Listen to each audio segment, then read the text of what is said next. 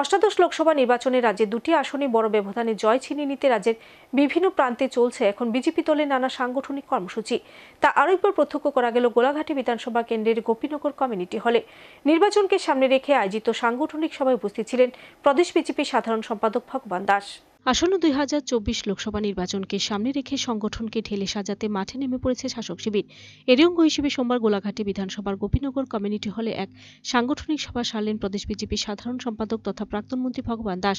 এদিন ভগবান দাস ছাড়া উপস্থিত ছিলেন সিপাহীজলা উত্তরের সাংগঠনিক জেলা সভাপতি গৌরাঙ্গ ভৌমিক, প্রাক্তন বিধায়ক বীরেন্দ্র কিশোর দেববর্মা, জেলা সাধারণ সম্পাদক রাজেশ দেববর্মা সহ নানারা। সংবাদ মাধ্যমে মুখোমুখি হয়ে বিধায়ক ভগবান দাস বলেন, ইতিমধ্যেই দেশের লোকসভা নির্বাচনের দিনক্ষণ ঘোষণা হবে। দলের তরফে পশ্চিম ত্রিপুরা লোকসভা কেন্দ্রে প্রার্থী ঘোষণা করা হয়ে গেছে।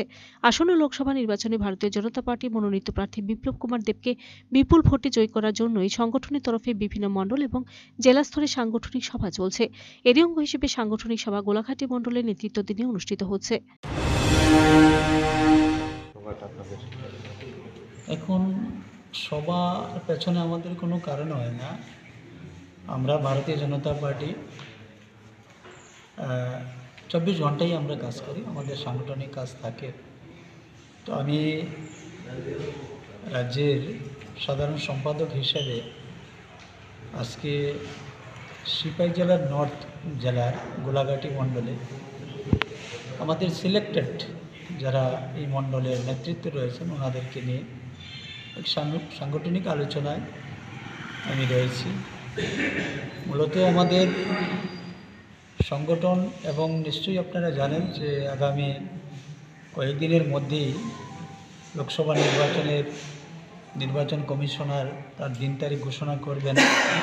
তো স্বাভাবিক কারণেই আমরা আমাদের একটা প্রস্তুতি বা সেই বিষয়ে আমাদের রণকৌশল নিয়ে আলোচনা নিশ্চয়ই সেখানে থাকবে।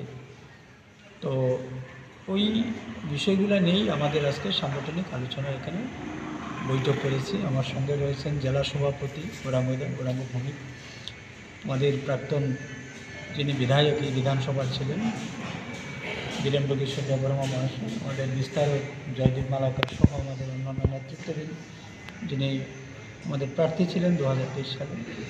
বাকি আমাদের মণ্ডলের সমস্ত নেতৃত্বরা এখানে উপস্থিত রয়েছেন। আমরা খুব কম